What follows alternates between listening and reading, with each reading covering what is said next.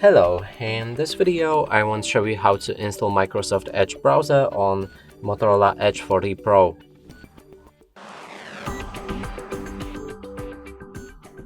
To do this, we'll need to open a Google Play Store. Now let's find Microsoft Edge.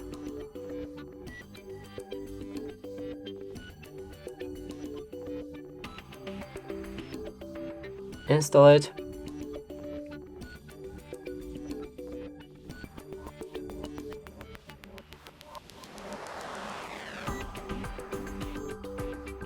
When it's ready, click on the Open. Here we can customize the browser, so sign in to turn on synchronization. I'm gonna do it later. Accept or disagree with the data sharing preference and click on Confirm. Lastly, set Microsoft Edge as the default browser. And now we can open any website. As you can see, it works fine.